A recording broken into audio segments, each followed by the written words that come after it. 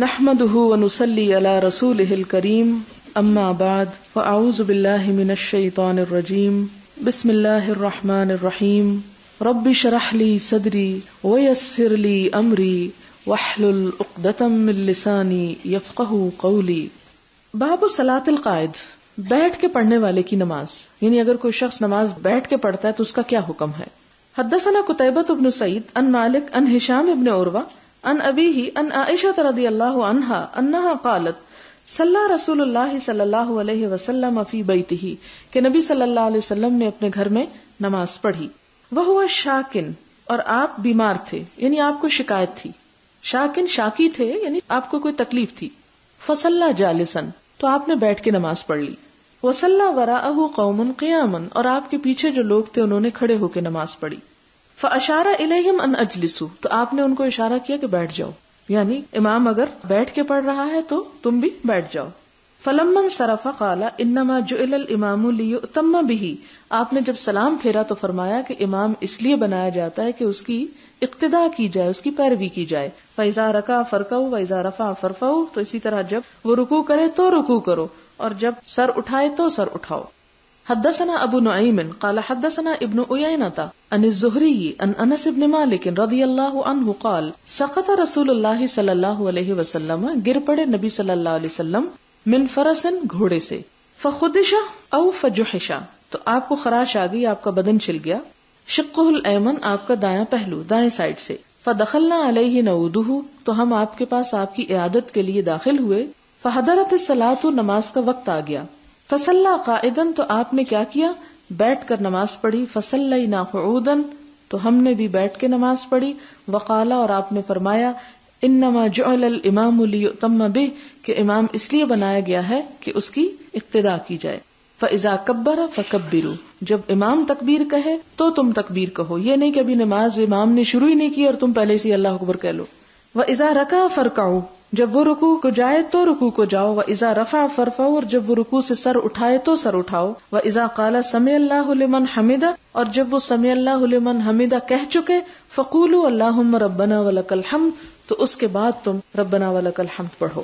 اور یہ پیچھے گزر چکا ہے کہ ربنا لک الحمد یا ولک الحمد یا اللہم ربنا ولک الحمد، یعنی مختلف الفاظ ہیں اور سارے ہی آپ سے ثابت ہیں، تو کوئی بھی آپ پڑھ لیں تو اس میں حرج نہیں، اس میں جھگڑنے کی بات نہیں. مثلاً اگر آپ کے پاس 3 سوٹ ہوں اور ان میں سے کوئی ایک پہن لیں تو اس کا یہ مطلب نہیں کہ آپ دوسرے 2 ناپسند کر رہے ہیں، جبکہ تینوں آپ ہی کے ہوں، کسی اور کے نہ ہوں.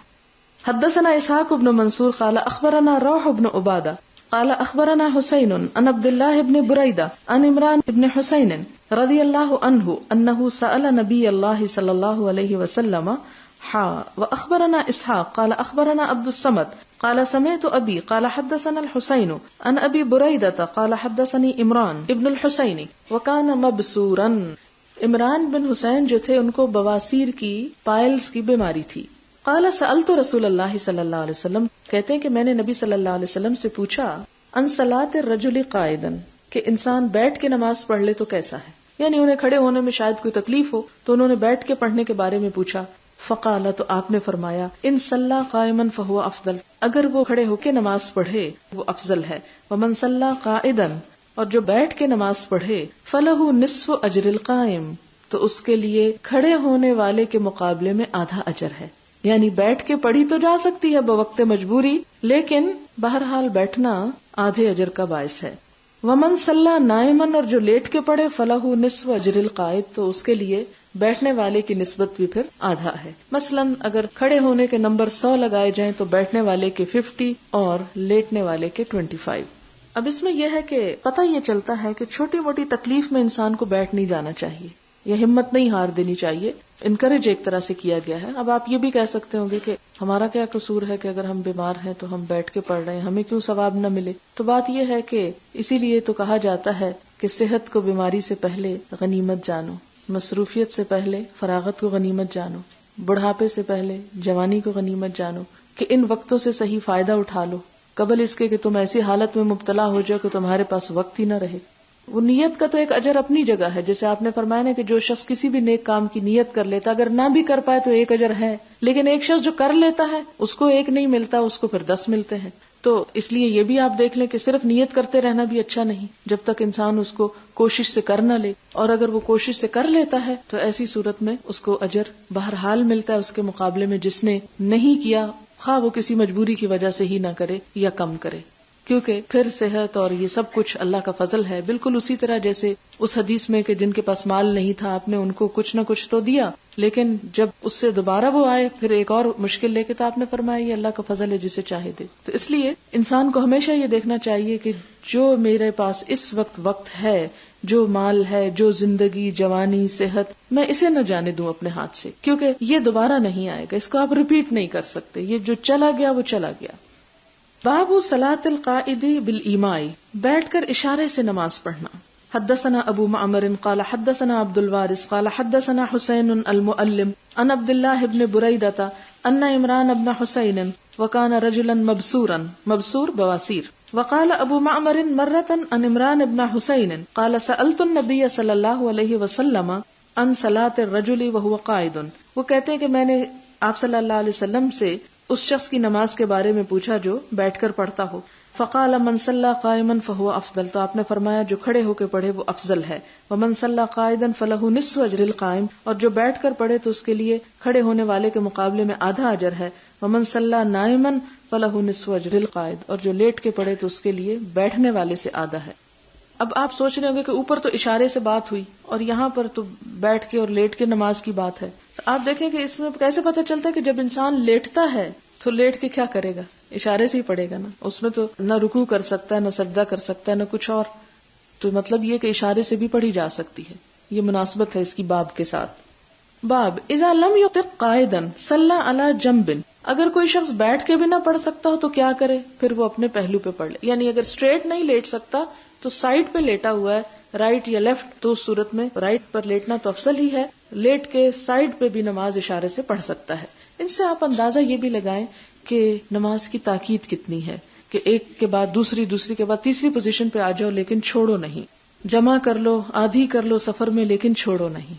اور اس کی وجہ یہ بھی ہے کہ انسان جب اللہ تعالیٰ کے ذکر سے غافل ہوتا ہے تو دل پہ میل آنے لگتی ہے اور انسان دور سے دور نکل جاتا ہے. پھر اس کو دور جا کے واپس لوٹنا بڑا مشکل ہوتا ہے. آپ دیکھیں کہ جتنا آپ کسی چیز سے دور چلے جاتے ہیں اتنا ہی آپ کو واپسی کے لیے فاصلے میں زیادہ محنت لگتی ہے. تو اگر آپ وہ دوری نہ اختیار کریں، اگر مکمل قرب نہیں تو جتنا بھی مل جائے اتنا ہی غنیمت سمجھیں. وقال عطا کہتے ہیں اذا لم يقدر ان يتحول الى القبلة صلى حيث كان وجهه، اگر کسی شخص میں قبلے کی طرف منہ کرنے کی استطاعت ہی نہیں، یعنی وہ منہ موڑ ہی نہیں سکتا، تو ایسی صورت میں کیا کرے، جدھر منہ آئے ادھر ہی نماز پڑھ لے. ایسی بیماری ہے کہ جس میں انسان کی موومنٹ قبلے کی جانب ہو ہی نہیں سکتی، تو اس کو مثلاً ایک شخص خدا نہ خواستہ کسی ایکسیڈنٹ میں ہڈیاں توڑا بیٹھے اور اب آپ اس کو کہتے ہیں جی آپ کی نماز نہیں ہوگی جب تک آپ ادھر منہ نہیں کرتے، اور آ کے اسے ہاسپٹل میں ہر نماز کے وقت نرس جو ہے گھما کے ادھر پھرا دے، تو آپ سوچیں کہ اس کی ہڈیاں دوبارہ اکھڑ سکتی ہیں اور ان کو تکلیف ہو سکتی. تو ایسی صورت میں اسلام نے سہولت دی ہے، دوسرے کو تکلیف میں نہ ڈالا جائے، اسے اس کے حال پہ ہی رہنے دیا جائے، بس یہ کہا جائے کہ نماز پڑھ لو. حدثنا عبدان عن عبد الله عن ابراہیم ابن التہمان قال حدثني الحسين المكتب عن ابن بريدة عن عمران بن حسين رضي الله عنه قال كانت بي بواسير فسألت النبي صلى الله عليه وسلم عن الصلاة فقال صل قائما فإن لم تستطع فقاعدا. یعنی انہوں نے بیماری میں پوچھا کہ میں اگر بیٹھ جاؤں، تو آپ نے کہا نہیں، کھڑے ہی ہو کر پڑھو، اور اگر ہمت نہ ہو، ہمت جواب دے جائے تو بیٹھو. ہمارے یہاں یہ تو ہر کام کھڑے ہو کے اور نماز بیٹھ کے. فإن لم تستطع فلا جنب، اور اگر تم میں ہمت نہ ہو تو پھر لیٹ کے بھی پڑھ سکتے ہو، صرف بیٹھنے ہی کی بات نہیں. یعنی یہ ڈیپینڈ کرتا ہے. اور ہمت کا کون جائزہ لے گا، کون آپ کو سجیسٹ کرے گا؟ آپ خود اپنے لیے سجیسٹ کریں گے، کسی دوسرے سے آپ فتویٰ نہیں لے سکتے. آپ اپنے دل سے پوچھیں، جیسے ایک روایت میں بھی آتا ہے نا، استفت قلبک ولو افتوک، اپنے دل سے فتویٰ لو، خواہ تمہیں لوگ فتویٰ دے ہی کیوں نہ دے.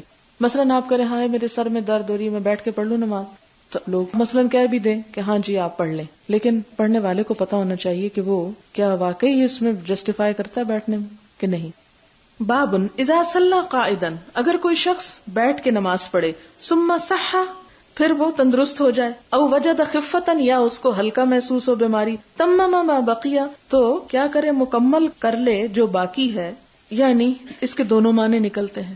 کہ بیٹھے ہی باقی پوری کر لے، کوئی نہیں اب بیٹھ گیا تو بیٹھ جائے. اور دوسرا معنی کیا ہے کہ اگر بیٹھ کے وہ سمجھتا ہے کہ نہیں اب اس میں ہمت آ گئی ہے کھڑے ہونے کی، تو وہ درمیان نماز میں بھی کھڑا ہو سکتا ہے. اس کی دلیل آگے آئے گی. وقال الحسن، حسن کہتے ہیں ان شاء المریض، اگر چاہے مریض، صلی رکعتین قائما، کہ 2 رکعتیں کھڑے ہو کے پڑھ لے، ورکعتین قاعدا، اور 2 رکعتیں بیٹھ کے پڑھ لے. کیونکہ بعض اوقات یہ ہوتا ہے کہ آدھی نماز انسان، یا مثلاً آپ یوں کرتے ہیں کہ جو پہلی رکعت شروع کرتے ہیں اس میں تو آپ کھڑے ہونا آسان سمجھتے ہیں، کھڑے ہو کے پڑھ لیتے ہیں، لیکن سجدے سے اٹھ کے پھر کھڑے ہونا بعض بیماریوں میں مشکل ہوتا ہے. آرتھرائٹس کی پرابلم ہوتی ہے کئی لوگوں کو، اور بڑھاپے سے جوڑ چٹکنے لگتے ہیں، تو ایسی صورت میں ان کے لیے بعض اوقات نقصان دہ بھی ہوتا ہے، بوجھ نہیں اٹھا سکتے. تو ایسی صورت میں کیا ہے کہ مثلاً 1 رکعت اگر کھڑے ہو کے پڑھی ہے تو لازم نہیں کہ باقی 3 بھی کھڑے ہو کے پڑھے، باقی وہ بیٹھ کے بھی پڑھ سکتا ہے اگر اس کا عذر معقول ہے. یہ بھی ہو سکتا ہے کہ کوئی شخص اتنی ہمت رکھتا ہے کہ ایک کے بعد 2 دفعہ کھڑے ہو جائے مگر زیادہ نہیں کھڑا ہو سکتا، تو ایسی صورت میں 2 رکعتیں وہ کھڑے ہو کے پڑھ لے اور باقی بیٹھ کے پڑھ لے. یا اسی طرح اگر کوئی 2 بیٹھ کے پڑھ رہا تھا کہ اسے محسوس ہوا کہ اب میری درد ٹانگوں کی درست ہو گئی ہے، اب میں کھڑا ہو سکتا ہوں، تو اس میں کھڑا ہو جائے. حدثنا عبداللہ بن یوسف قال اخبرنا مالک عن ہشام بن عروہ عن ابیہ عن عائشہ رضی اللہ عنہا ام المؤمنین انہا اخبرته انہا لم تر رسول اللہ صلی اللہ علیہ وسلم یصلی صلاۃ اللیل قاعدا قط. حضرت عائشہ کہتی ہیں کہ آپ صلی اللہ علیہ وسلم نے رات کے نفل کبھی بیٹھ کے نہیں پڑھے تھے. حتی اسنہ، یہاں تک کہ آپ بہت عمر رسیدہ ہو گئے، عمر زیادہ ہو گئی. فکان یقرأ قاعدا، تو پھر آپ بیٹھ کے بھی پڑھ لیتے تھے. حتی اذا اراد ان یرکع، جب ارادہ کرتے کہ رکوع کرے، قام، تو کھڑے ہو جاتے. فقرأ نحو من 30 آیتا، کھڑے ہو کے 30 آیتیں پڑھتے، او 40 آیتا، یا 40، ثم یرکع، پھر رکوع کر لیتے. اس سے ایک اور بات ہمیں پتہ چلی کہ ایک شخص مثال کے طور پر اس نے بیٹھ کے نماز شروع کی، مثلا 2 رکعت پڑھی، آپ نے سلام پھیرا، اب ہمت نہیں ہو رہی کہ آپ اٹھیں ابھی کیونکہ آپ پہلے ذرا لمبا قیام کر چکے ہیں، تو آپ اگلی نماز جو ہے وہ نفل بیٹھ کے نیت کر لیتے ہیں. اب آپ نے بیٹھ کے شروع کی، اب کیا ہو رہا ہے کہ آپ نے مثلا 40 آیتیں پڑھ لی اور آپ سمجھتے کہ اب میں کھڑا ہو سکتا ہوں، آپ کھڑے ہو جائیں اور 40 جو ہے وہ کھڑے ہو کے پڑھ لیں اور پھر آپ رکوع کر لیں. یا اسی طرح یہ ہے کہ آپ نے دیکھا ہوگا جب فیصل مسجد میں ایک سپارہ پڑھا جاتا ہے 2 رکعتوں میں، تو بعض لوگ جن کو نماز کھڑے ہو کے پڑھنے کی عادت نہیں ہوتی یا جسم بھاری ہوتا ہے تو مسلسل اتنی دیر کھڑے نہیں ہو سکتے، تو ان کے لیے کیا سہولت ہے کہ کچھ اگر کھڑے ہو کے پڑھی ہے اور جب ٹانگیں جواب دینے لگے تو بیٹھ جائیں، اور پھر وہ دیکھیں کہ اب امام جو ہے رکوع کے قریب جانے والا ہے تو پھر دوبارہ کھڑے ہو جائیں اور تھوڑی سی نماز پھر کھڑے ہو کے پڑھ کے رکوع کر لیں. تو اس بات کی اجازت ہے، اس کی سہولت ہے. یعنی ہمیں کتنی سہولتیں مل گئیں، اور یہ سارا باب تو ہے ہی سہولتوں کا، اور اس کا نام ہے ابواب تقصیر الصلاۃ، نماز میں کمی کرنا. حدثنا عبداللہ بن یوسف قال اخبرنا مالک عن عبداللہ بن یزید وابی النضر مولا عمر بن عبید اللہ عن ابی سلمہ ابن عبد الرحمن عن عائشہ ام المؤمنین رضی اللہ عنہا ان رسول اللہ صلی اللہ علیہ وسلم کان یصلی جالسا، کہ نبی صلی اللہ علیہ وسلم بیٹھ کے نماز پڑھتے، فیقرأ وہو جالس، اور بیٹھے ہوئے ہی پڑھ رہے ہوتے. فاذا بقی من قراءتی نحو من 30 و 40 آیتا، جب آپ کی نماز میں سے 30 یا 40 آیتیں رہتی ہوتی، قاما، کھڑے ہو جاتے، فقرأہا، ان کو پڑھتے، وہو قائم، اور وہ کھڑے ہوتے، ثم رکع ثم سجدہ، پھر رکوع سجدہ کرتے، یفعل فی الرکعۃ الثانیۃ مثل ذلک، اور یہ دونوں رکعتوں میں کرتے تھے. دوسری رکعت میں بھی آپ ایسا ہی کر لیتے تھے. فاذا قضا صلاتہ، جب آپ اپنی نماز پوری کر چکتے، نظرا، دیکھتے، فان کنت یقظہ، اگر میں جاگ رہی ہوتی، تحدث معی، تو مجھ سے بات چیت کر لیتے، وان کنت نائمۃ استجاع، اور دیکھتے کہ میں سوئی ہوئی ہوں تو آپ بھی لیٹ جاتے، یعنی جگاتے نہیں تھے. تو اس سے کیا پتہ چلتا ہے کہ آپ خود نفل پڑھتے تھے لیکن حضرت عائشہ وغیرہ کو جگاتے نہیں تھے. ظاہر ہے کہ ان کی ہمت اتنی نہیں تھی جتنی آپ صلی اللہ علیہ وسلم کی تھی، اور مقام اور مرتبہ اور ہر لحاظ سے. بسم اللہ الرحمن الرحیم. کتاب التہجد. باب التہجد باللیل، رات کے وقت تہجد پڑھنا. وقولہ عز وجل، اللہ سبحانہ وتعالی کا ارشاد ہے، وَمِنَ اللَّيْلِ فَتَہَجَّدْ بِهِ نَافِلَةً لَكَ، اور رات کے وقت پس تہجد پڑھو، یہ زیادہ ہے آپ کے لیے. یعنی نافلہ کا مطلب ہوتا ہے فرض سے زائد چیز. اس میں 2 معنی بنتے ہیں. ایک تو یہ ہے کہ عام لوگوں کے لیے یہ ایک نفل نماز ہے، اور حضور صلی اللہ علیہ وسلم کے لیے فرض، تو وہ بھی یہیں سے اس کا حکم ثابت ہوتا ہے. اور وہ کس طرح؟ یعنی نافلتن لک، یعنی تیرے لیے زائد ہے، یعنی تیرے لیے زائد فرض ہے. حدثنا علی بن عبداللہ قال حدثنا سفیان قال حدثنا سلیمان بن ابی مسلم عن طاؤس سمع ابن عباس رضی اللہ عنہما قال کان النبی صلی اللہ علیہ وسلم اذا قام من اللیل یتہجد. ابن عباس کہتے ہیں کہ نبی صلی اللہ علیہ وسلم جب تہجد پڑھنے کے لیے قیام کرتے، یعنی قام یتہجد مراد ہے، قال تو فرماتے اللہم لک الحمد، اے اللہ تیرے لیے ہے حمد، انت قیم السماوات والارض، تو ہی قائم کرنے والا ہے، سنبھالنے والا ہے آسمانوں اور زمین کو، ومن فیہن اور جو ان کے اندر ہے، وَلَكَ الْحَمْدُ اور تیرے ہی لیے ہے تعریف، لَكَ مُلْكُ السَّمَاوَاتِ وَالْأَرْضِ وَمَنْ فِيهِنَّ تیرے لیے ہے بادشاہت آسمان و زمین کی اور جو ان کے اندر ہے، وَلَكَ الْحَمْدُ اور ہم تیرے ہی لیے ہے، أَنْتَ نُورُ السَّمَاوَاتِ وَالْأَرْضِ تو ہی آسمان و زمین کا نور ہے، وَلَكَ الْحَمْدُ اور تیرے ہی لیے ہے حمد، أَنْتَ مَلِكُ السَّمَاوَاتِ وَالْأَرْضِ وَلَكَ الْحَمْدُ تو ہی ہے بادشاہ آسمان و زمین کا اور تیرے ہی لیے ہے حمد، انت الحق تو ہی حق ہے، ووعدک الحق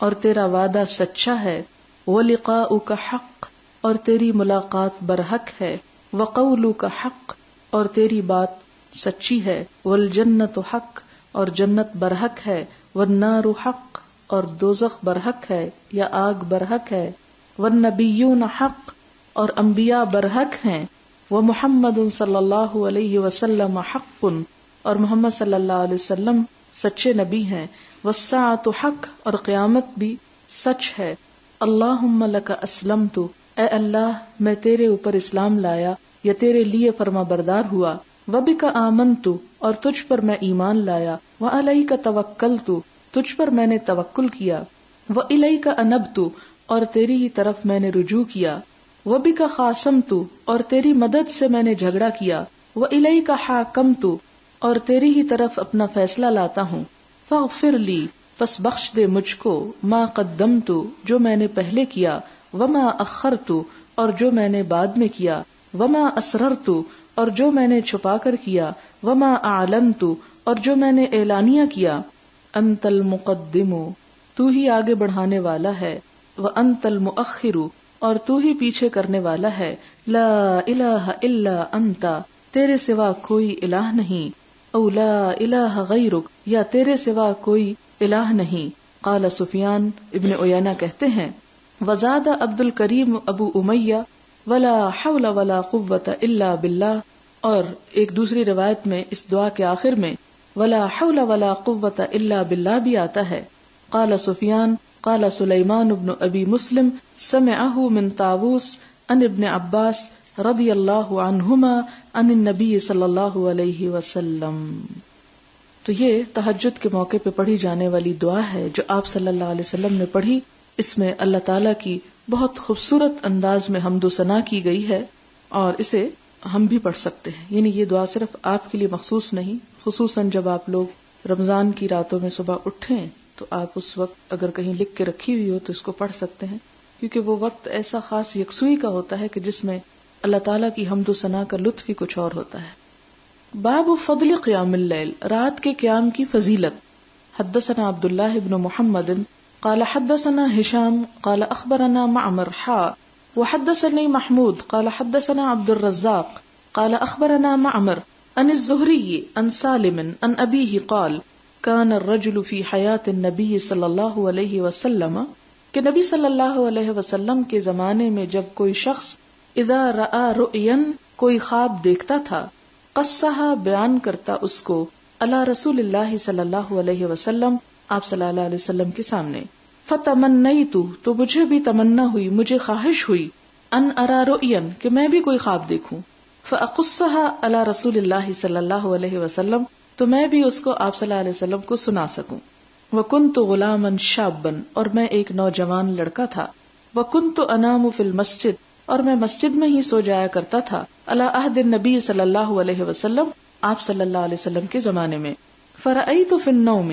تو میں نے خواب میں دیکھا، نیند میں دیکھا، کأن ملکینی گویا کے دو فرشتے ہیں، اخذانی دونوں نے پکڑ لیا مجھ کو، فذهبا بی الی النار وہ دونوں لے گئے مجھے آگ کی طرف، فاذا ہی مطویۃ تو میں دیکھتا ہوں کہ وہ لپٹی ہوئی ہے، کطی البئر مانند کنویں کی بندش کے، یعنی ایک طرح سے بند ہے، کھلی ہوئی نہیں.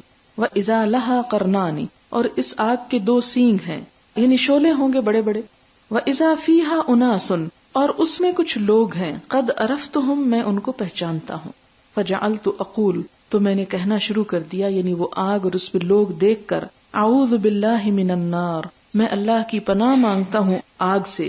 قال، وہ کہتے ہیں، فلقینا ملک آخر، تو ملاقات کی ہم سے ایک دوسرے فرشتے نے. فقال لی، تو وہ مجھ سے کہنے لگا، یعنی 2 فرشتے تو لے گئے تھے آگ کی طرف، اب یہ تیسرا ہے جو کہتا ہے ان کو، لم ترع، ڈر نہیں، یعنی مت ڈرو. رو کہتے ہیں نا ڈر کو، حضرت ابراہیم علیہ السلام کے بارے میں قرآن پاک میں آتا ہے. فقصصتها، تو میں نے اس کو بیان کیا، علی حفصہ، حفصہ پر جو ان کی بہن تھی، حضرت عمر کی بیٹی، یہ عبداللہ بن عمر حضرت عمر ہی کے بیٹے ہیں. فقصتها حفصة علی رسول اللہ صلی اللہ علیہ وسلم، تو حضرت حفصہ نے اس خواب کو حضور صلی اللہ علیہ وسلم کے سامنے بیان کیا. فقالا، تو انہوں نے کہا، نعم الرجل عبداللہ، عبداللہ کتنے اچھے انسان ہیں، لو کان یصلی من اللیل، اگر وہ رات کو نماز پڑھتے ہوں. یعنی آپ نے اس کی تعبیر کیا بیان کی کہ عبداللہ ویسے تو بہت نیک انسان ہے لیکن رات کو تہجد پڑھا کریں. فکان بعد لا ینام من اللیل الا قلیلا، تو اس کے بعد وہ رات کو بہت کم سویا کرتے تھے. اور یہ کس عمر میں ان کو تلقین کی جا رہی ہے؟ جبکہ وہ ایک نوجوان انسان تھے. ہمارے ہاں تہجد کی عمر کیا ہے جو شاید مل بھی نہ سکے. باب طول السجود فی قیام اللیل، قیام اللیل میں سجدوں کا لمبا کرنا. حدثنا ابو الیمانی قال اخبرنا شعیب عن الزہری قال اخبرنی عروۃ ان عائشہ رضی اللہ عنہا اخبرته ان رسول اللہ صلی اللہ علیہ وسلم کان یصلی 11 رکعتا، کہ نبی صلی اللہ علیہ وسلم 11 رکعتیں نماز پڑھا کرتے تھے. کانت تلک صلاتہ، یہی تھی آپ کی نماز. یسجد السجدتا، آپ سجدہ کرتے، من ذالک، اس میں، کتنا لمبا، قدر ما یقرأ احدکم 50 آیتا، اس کا اندازہ اتنا تھا جیسے تم میں سے کوئی 50 آیتیں پڑھ لے. یعنی اتنا لمبا سجدہ ہوتا آپ کا رات کی نماز میں. قبل ان یرفع رأسہ، اس سے پہلے کہ آپ اپنا سر اٹھاتے. ویرکع رکعتین، اور 2 رکعتیں پڑھتے، قبل صلاۃ الفجر، نماز فجر سے پہلے. ثم یضطجع علی شقہ الایمن، پھر آپ اپنی دائیں جانب یا دائیں پہلو پر لیٹ جاتے. حتی یأتیہ المنادی للصلاۃ، یہاں تک کہ مؤذن نماز کے لیے آپ کو بلانے آتا. یعنی ایک تو وہ آذان دے چکتا اور آذان دے کے پھر آپ کے گھر پہ وہ آتے اور آپ کو اطلاع الگ دی جاتی تھی. باب ترک القیام للمریض، مریض کے لیے قیام کو چھوڑ دینا. اگر کوئی بیمار ہے اور پھر بھی نفل پڑھنا چاہتا ہے تو بیٹھ کے پڑھ لے، پڑھ سکتا ہے. یعنی بجائے اس کے کہ وہ نفل ہی چھوڑ دے تو وہ بیٹھ کے پڑھ لے. کھڑے ہو کے پڑھنا افضل ہے، بیٹھ کے پڑھنا آدھا ثواب ہے، لیکن چھوڑ دینے کا کوئی ثواب نہیں. حدثنا ابو نعیم قال حدثنا سفیان عن الاسود قال سمعت جندبا یقول، حضرت جندب کہتے ہیں، اشتکى النبی صلی اللہ علیہ وسلم، بیمار ہو گئے آپ صلی اللہ علیہ وسلم، فلم یقم لیلتا او لیلتین، تو 1 یا 2 راتوں کے لیے آپ نے قیام نہ کیا، یعنی تہجد کے لیے نہیں اٹھے. حدثنا محمد بن کثیر قال اخبرنا سفیان عن الاسود بن قیس عن جندب بن عبد اللہ رضی اللہ عنہ قال احتبس جبریل صلی اللہ علیہ وسلم عن النبی صلی اللہ علیہ وسلم، رک گئے. احتبس یعنی آنا چھوڑ دیا جبریل علیہ السلام نے آپ صلی اللہ علیہ وسلم کے پاس. فقالت امرأۃ من قریش، تو قریش کی ایک خاتون کہنے لگی، ابطأ علیہ شیطانہ، کہتے کہ یہ ابو لہب کی بیوی تھی، کہنے لگی کہ ابطأ علیہ، تاخیر کی اس پر، شیطانہ، اس کے شیطان نے، یعنی نعوذ باللہ حضرت جبریل کو اس عورت نے شیطان کہا. فنزلت، تو یہ آیت اتری، یہ سورت اتری، والضحى واللیل اذا سجا ما ودعک ربک وما قلا. والضحى، قسم ہے ضحا کے وقت کی، واللیل، اور رات کی، اذا سجا، جب کہ وہ چھا جائے، ما ودعک، نہیں چھوڑا تجھ کو، نہیں وداع کیا تجھ کو، ربک، تیرے رب نے، وما قلا، اور نہ وہ ناراض ہوا. باب تحرید النبی صلی اللہ علیہ وسلم، نبی صلی اللہ علیہ وسلم کا ابھارنا، علی صلاۃ اللیل، رات کی نماز پر، والنوافل، اور نوافل پر، من غیر ایجاب، بغیر واجب کیے، ایجاب یعنی واجب کیے، یعنی آپ اس کا شوق تو دلاتے، اٹھاتے بھی، لیکن لازم نہیں کرتے تھے، پیچھے نہیں پڑ جاتے تھے. وَتَرَكَ النَّبِيُّ صلی اللہ علیہ وسلم، اور کھٹکھٹایا نبی صلی اللہ علیہ وسلم نے فاطمہ و علی رضی اللہ عنہما، حضرت فاطمہ اور حضرت علی رضی اللہ تعالی عنہ کو، یعنی ان کا دروازہ کھٹکھٹایا، لیلتن للصلاۃ، ایک رات نماز کے لیے، ہمیشہ نہیں، یعنی ایک مرتبہ کھٹکھٹا دیا. پیچھے بھی آپ نے جو کتاب تقصیر الصلاۃ میں آپ نے آخری حدیث پڑھی، اس میں آپ دیکھتے ہیں کہ حضور صلی اللہ علیہ وسلم خود جاگتے تھے، حضرت عائشہ کو نہیں جگاتے تھے. یعنی اس سے بھی پتہ چلتا ہے کہ آپ کتنی شفقت اور رحمت اور محبت کرتے تھے کہ دوسرے کو تکلیف نہ دیں یا اذیت نہ دیں، کہ اگر کوئی سونا چاہتا ہے تو اس کو برا بھلا نہ کہے. ہم لوگوں کو اگر کبھی توفیق ہو جائے تو پھر سب حقیر نظر آنے لگتے ہیں کہ فلاں تہجد نہیں پڑھتا، فلاں نوافل نہیں پڑھتا. تو ایسا نہیں کرنا چاہیے.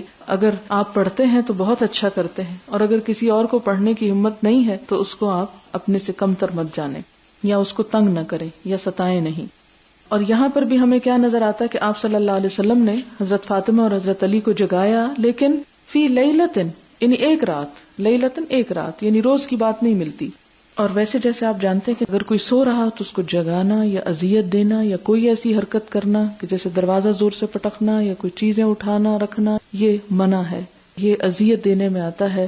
اس اذیت میں جو ایک مسلمان کے لیے جائز نہیں کہ وہ اپنی زبان اور ہاتھ سے دوسرے کو تکلیف پہنچائے.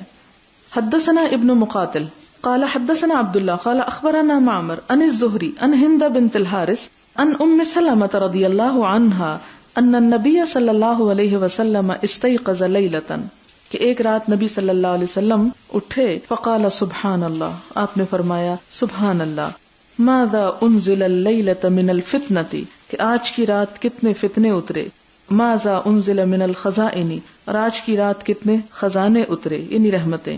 من یوقظ صواحب الحجرات، کون جگائے گا یہ حجروں والیوں کو، یعنی اپنی بیویوں کی طرف اشارہ کیا کہ ان کو کون جگائے گا، یعنی مراد یہ تھی کہ وہ بھی رحمت کا کچھ حصہ پالیں. پھر فرمایا یا رب کاسیۃ فی الدنیا، ہائے کئی پہننے والی دنیا میں، عاریۃ فی الآخرہ، ننگی ہوں گی آخرت میں، یعنی آخرت میں ان کو کوئی زینت کا لباس نہ ملے گا. یہ اصل میں ترغیب دلانے کا ایک طریقہ تھا، ایک احساس دلانے کا کہ آخرت کے لیے دنیا کے لباس نہیں چلیں گے، خواہ وہ کتنے ہی قیمتی اور کتنے ہی خوبصورت کیوں نہ ہو. وہاں کے لیے اس لباس کی ضرورت ہے جس کے لیے کبھی کبھار رات کو بھی اٹھنے کی توجہ کرنی چاہیے.